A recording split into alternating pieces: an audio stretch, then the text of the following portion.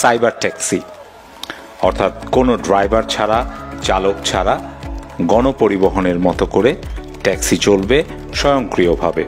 দুজন প্যাসেঞ্জার এতে বসতে পারে এবং নির্ধারিত গন্তব্যে সে আপনাকে পৌঁছে দেবে আপনি যখন সিলেক্ট করবেন কোথায় যাবেন। এর বাইরে আপনাকে কিছুই করতে হবে না, কোনো স্টিয়ারিং হুইল নেই, কোনো ধরনের আয়না নেই, কোনো কিছুই নেই। চলুন দেখে নিই ভেতরটা কেমন।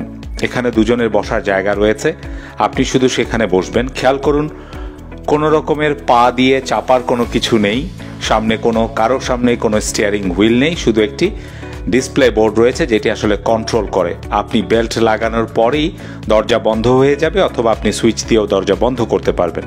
তারপর আপনি সিলেক্ট করবেন কোথায় যাবেন।